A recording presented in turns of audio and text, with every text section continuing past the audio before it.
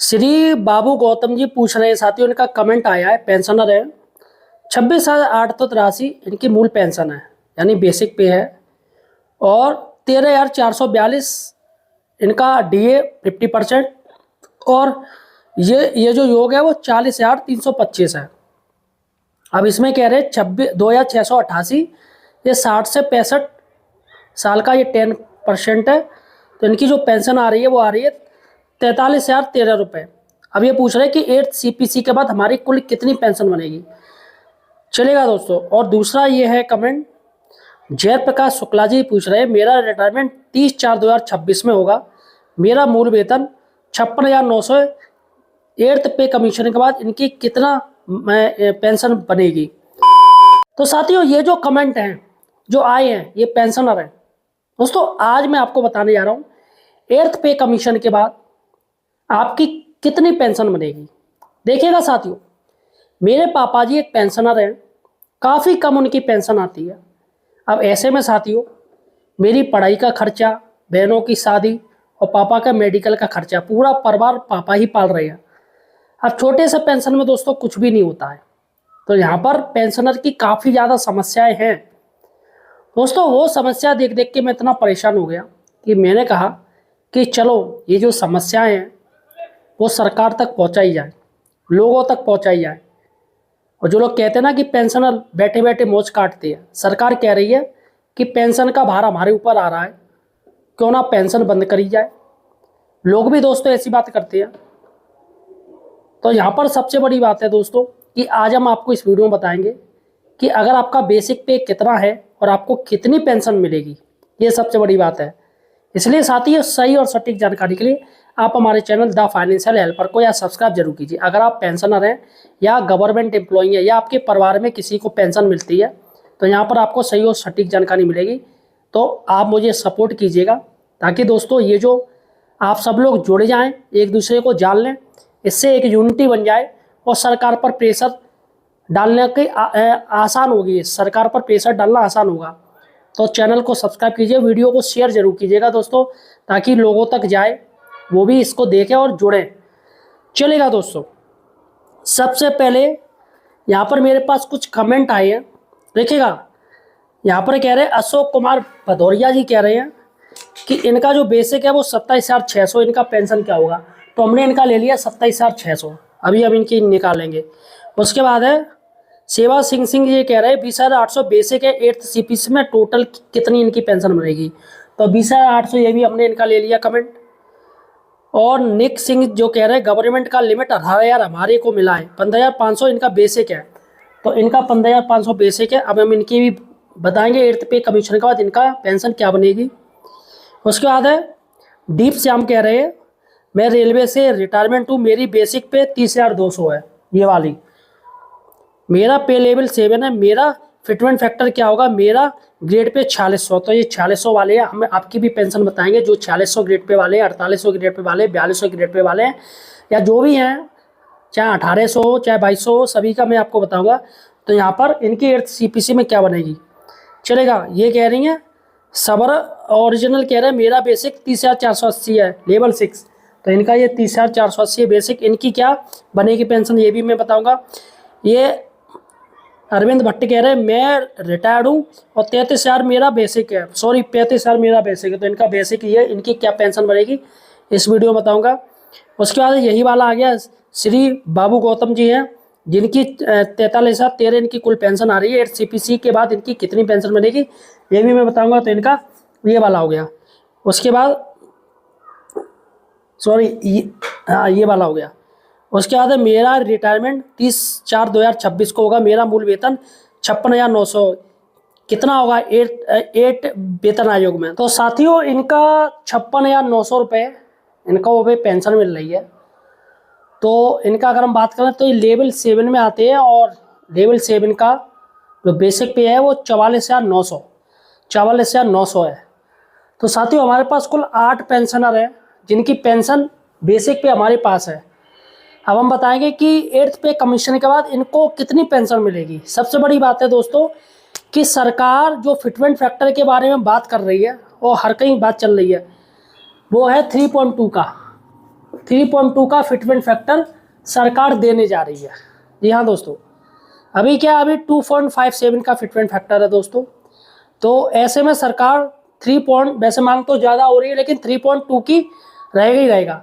अब हम देखेंगे कि 3.2 में अगर फिटमेंट फैक्टर सरकार लागू करती है तो आखिर पेंशनर को कितना पेंशन मिलेगी, ये सबसे बड़ी बात है। तो सारे क्वेश्चन मैंने आपको पढ़ के दिखा दिए। ये सारी हमने बेसिक पे लिख ली है। 27,600, 20,800, 15,500, 30,200, 30,480, 35,000, 26,883 और 56,900। ये पूरी इनकी ये पेंशन आ रही है। लेकिन इनका जो बेसिक पे मैंने निकाला है वो है 44,900 रुपये है इनका बेसिक पे। चलेगा दोस्तों, सबसे पहले हम बात करते हैं कि इसकी, अब यहाँ पर हम 3.2 का फिटमेंट फैक्टर इनमें सब में हम 3.2 का लागू करेंगे। 3.2, 3.2, 3.2, 3.2। यहाँ पर दोस्तों इसकी जो बेसिक पे है वो है 44,900। तो 44,900 मल्टीप्लाई 3.2। एक बात तो बता दूं, ये लेवल 7 में आती है, इनकी जो जॉब है लेवल 7 में आती है। तो अब मैं आपको बताऊं, देखिएगा पहले की मैं आपको बता दूं 27,600 की दोस्तों जो आपकी जो बनेगी बेसिक पे, मैं आपको बता रहा हूँ यहाँ पर 88,320 और प्लस अन्य भत्ते, जो अन्य आपके भत्ते जो अन्य मिलते हैं, अन्य अलाउंस जोड़े जाएंगे। तो जो टोटल इनकी बनेगी वो बनेगी 98,320 रुपये। ये 98,320 ये बनेगी इनकी, जिनका बेसिक पे 27,600 है। तो यहाँ पर ये बेसिक पे 8th पे कमीशन है 88,320 प्लस जो अन्य अलाउंस है वो रहेंगे इसमें। तो 98,320 ये इनकी बनेगी। इनकी जो पेंशन है वो 98,320 रहेगी। चलेगा दोस्तों। अब 20,800 की बात करें तो 20,800 की रहेगी दोस्तों 66,560 और प्लस अन्य जो भत्ते हैं, इसमें मैं भत्ते जोड़ रहा हूँ। तो यहाँ पर जो अन्य भत्ते जोड़ने के बाद इनको जो आ रही है वो आ रही है 76,560, 76,560 रुपये ये इनकी बनेगी। इनकी 20,800 बेसिक पे है। चलेगा। 15,500 की हम बात करें, 15,500 का क्या रहेगा, इनकी बनेगी 49,600 प्लस अन्य जो भत्ते अलाउंस इनके मिलते हैं। तो इनकी हो जाएगी 59,600। इनके अन्य भत्ते से जुड़ने पर 59,600 हो जाएगी। चूंकि दोस्तों 8th पे कमीशन में जो डीए और डीआर है वो 0 हो जाएगा, लेकिन अन्य जो भत्ते हैं वो मिलेंगे। तो इसलिए यहाँ पर 59,600 होगी इनकी, जिनका बेसिक पे 15,500, यानी कि ये 60,000 आप लमसम मान लीजिए इनकी रहेगी। उसके बाद है दोस्तों 30,200, इनकी 30,200 है। तो इनकी काफ़ी दोस्तों बढ़त आएगी 30,200 की। 96,640, 96,640 प्लस अन्य जो भत्ते जोड़े जाएंगे। तो यहाँ पर साथियों इनकी बनेगी 1,06,640, 1,06,640 रुपये। ये देखिएगा लाख रुपए पार हो गए, लाख रुपए पार हो गए, जिनका बेसिक पे 30,200 है। अब यहाँ पर 30,480 की बात करें, इनका क्या है दोस्तों, इनकी है दोस्तों 97,536 और प्लस अन्य जो भत्ते हम जोड़ेंगे इसमें। तो अन्य भत्ते मिलके इनकी बनेगी 1,07,536, 1,07,536 रुपये इनकी बनेगी। काफ़ी ज़्यादा है दोस्तों, लाख पार हो रहे हैं। अब ये 35,000 जिनका बेसिक पे है, यहाँ पर दोस्तों 35,000 की हम कर ले रहे हैं। देखो कितना आएगी, 1,12,000, 1,12,000 प्लस अन्य जो भत्ते हैं वो जोड़ेंगे इसमें। तो यहाँ पर रहेगा 1,22,000, 1,22,000 इनकी बनेगी। ये देखिएगा। साथ में की बात करें, इनकी है दोस्तों बेसिक पे 26,883, 26,883 है।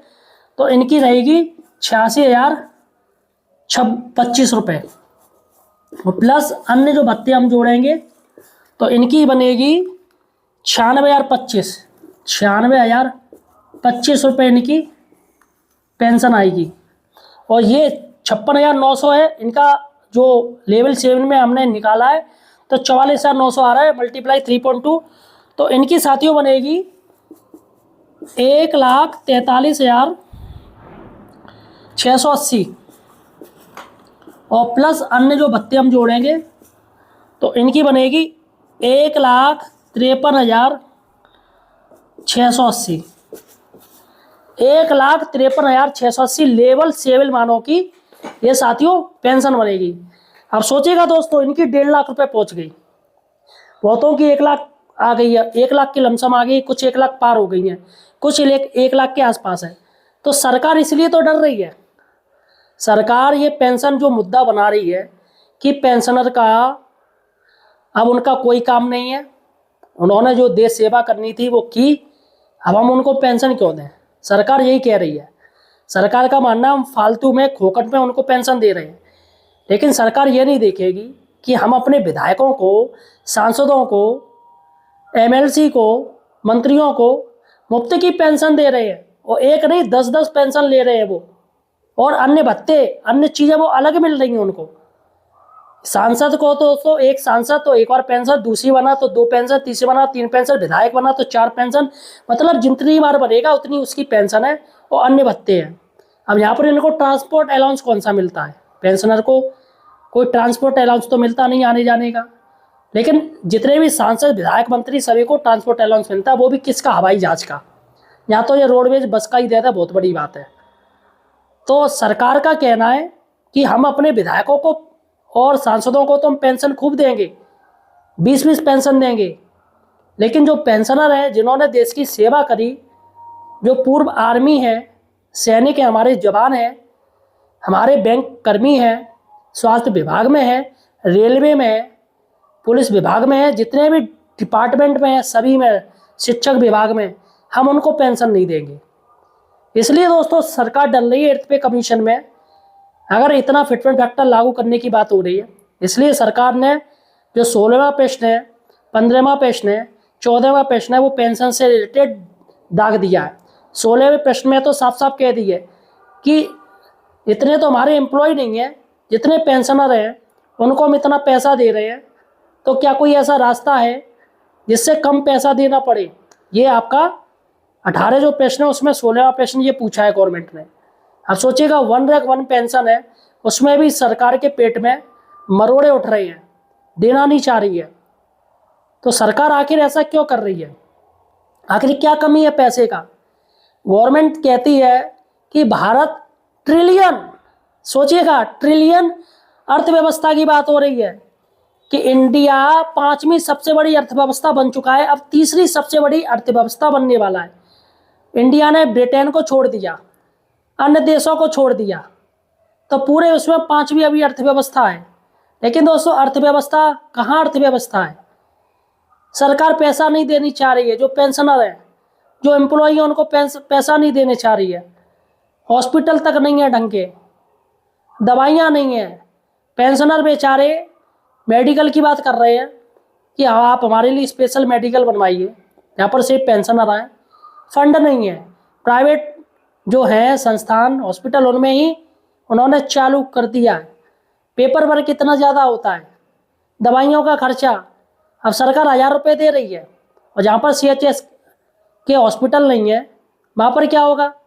तो यहाँ पर अगर कोई पेंशनर को दिक्कत आती है तो पेपर वर्क बिना ही फ़ौरन उनको एडमिट किया जाना चाहिए, फ़ौरन उनकी सारी जो चेक है, जो जाँच है, वो फ्री में करनी चाहिए। और यहाँ पर दोस्तों आयुष्मान कार्ड है, वो भी कोई फ़ायदे का नहीं है, सारी जांच पेड जाती हैं, सब कुछ पेड ले लिया जाता है। हॉस्पिटल वाले उल्लू बना देते हैं, जो पैसे ले लिए जांच के उसको भी जोड़ देते हैं उसमें, और गवर्नमेंट को चूड़ा लगा रहे हैं हॉस्पिटल वाले।